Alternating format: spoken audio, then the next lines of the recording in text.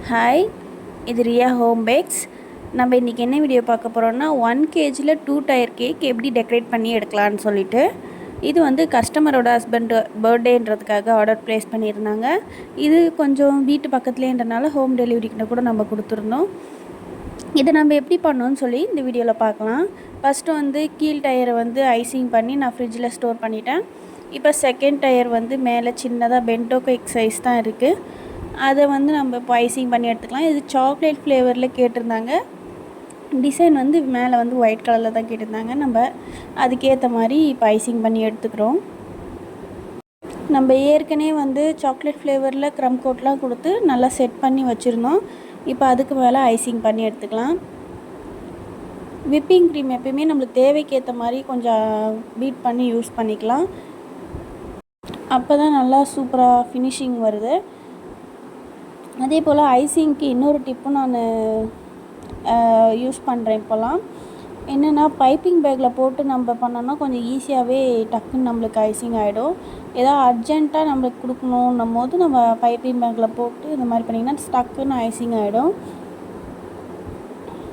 இந்த method try பண்ணி பாருங்கள். நான் ஆல்ரெடி ட்ரை பண்ணி பார்த்துருக்கேன். சூப்பராக வருது. இப்போ ரொம்ப சின்னதாக இருக்கனால ஃபினிஷிங் கொண்டு வரதுக்கு கொஞ்சம் நேரம் ஆகுது ஐசிங்க்கு.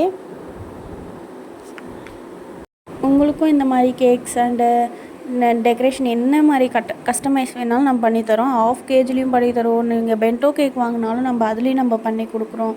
250 கிராம் நீங்கள் கேக் வாங்கினீங்கனாலும் நம்ம அதுலேயும் கஸ்டமைஸ் பண்ணி தான் கொடுக்குறோம். உங்களுக்கு என்ன மாதிரி கஸ்டமைஸ் வேணுனாலும் மினிமல் கஸ்டமைஸாக தான் நோ சார்ஜஸ். கொஞ்சம் ஹெவியாக ஃபாண்டன்ட்டு அந்த மாதிரி இருந்தால் மட்டும்தான் நம்ம சார்ஜஸ் பண்ணுறோம். மற்றபடி வேறு எதுக்குமே நம்ம சார்ஜஸ் அதிகமாக பண்ணுறதில்ல. உங்களுக்கு பிடிச்ச டிசைனில் நீங்கள் கஸ்டமைஸ் பண்ணி வாங்கிக்கணுன்னா தரமணி வேளச்சேரி சரௌண்டிங்கில் இருக்கவங்க கண்டிப்பாக வாங்கிக்கோங்க. இந்த கேக் கூட நம்ம எக்ஸ்ட்ரா சார்ஜஸ் பண்ணலை.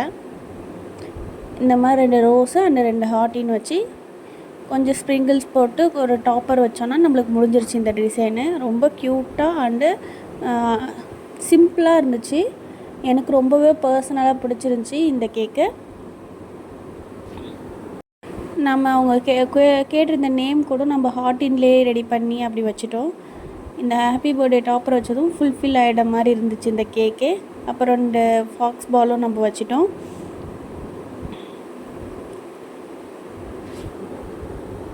இதோட ஃபுல் அவுட்புட் உங்களுக்கு பிடிச்சிருந்தா கண்டிப்பாக என்ன சப்ஸ்கிரைப் பண்ணி வச்சுக்கோங்க. மேலும் உங்களுக்கு டெக்கரேஷன் வீடியோ ரெசிபி வீடியோஸ்லாம் போடுறதுக்கு நான் ரெடியாக இருக்கேன். Thank you all.